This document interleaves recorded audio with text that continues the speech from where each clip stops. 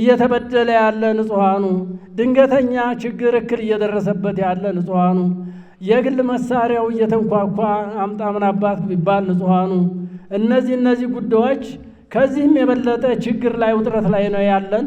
ይህን ችግር ለማስወገድ በእውነቱ አንድነታችን እንግለጽና እንዳልኩት ከላይ ወደ ታች መዋቀሩ በዚህ ልክ ይዋቀር። ቀድሞም የሞከርነው ወረዳችን ጠንካራ ነበረ። ዛሬም በእውነቱ ይህን ችግር ተጋፍጦ ጠንካራ ነው። በዚህ ያለ ክቡር የወረዳ አስተዳዳሪያችንና የወረዳ አመራሩም ጥሩ ነው። እስካሁን ይህን ችግር ተቋቁሟል። ዛሬም እንግዲህ በአካል እናንተ መታችሁ እናንተን ስናገኝ ከእነሱ ጋር ሁነን መዋቀሩ ይስፋ። ቀጥታ ይህን ጉዳይ ካሁን ጀምሮ ደፍረን እንግባበት። ግፍ የበዛበትና ከባህል የወጣ አገዳደል የተካሄደበት ወረዳ እነብሴ ነው።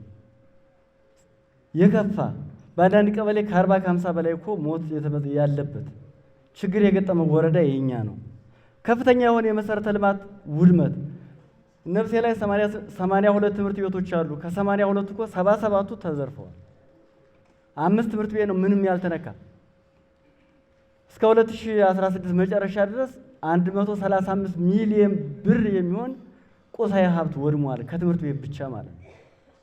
ስለዚህ ከዚህ የከፋ ነገር የለም። የህብረተሰቡን የምርትና ነፃ እንቅስቃሴ የተገደበበት ከዚህ ባህር ዳር የማይሄድበት መካነ ሰላም ሄዶ የማይሸጥበት ከድቦ እዚህ የማይመጣበት የነብሴ ነው።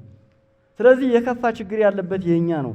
እባካችሁ ብዬ መናገር የምፈልገው ነው እዚህ ያለን ሰዎች በአሁኑ ሰዓት ፋኖ ምን በለው ጽንፈኛ እነሱ መደገፍ በጥይት ተኩሶ እንደመምታት እንጂ ማዳን አይደለም፣ ማጀገንም አይደለም። እኔ አሁን እዚህ ያለው ወገን በዚህ ሰዓት መደገፌ እንደመታወት ነው የምቆጥረው፣ ራሴው እንደገደልኩት ማለት ነው። ምን ሊጠቅም?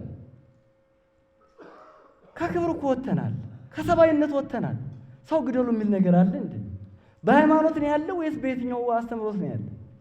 መሽገሮች መወገድ አለባቸው። በሁለት ካራ የሚበላውን መወገድ አለበት። አቋም አንድ መሆን አለበት። ስትናገር አንተ የተናገረው ነው እኮ ጽንፈኛ። እኛ ወረዳ ችግሩ ይሄ ነው። የተናገረው ጽንፈኛ ነው። ዝም ብሎ ውስጡን ግን የሚወረብሩ አይደለም የሚያዩ አካል የለም። ይህ እንዲወገድልን እንፈልጋለን። የሰላም ድርድሩ ተጠናክሮ እንዲቀጥል እንፈልጋለን።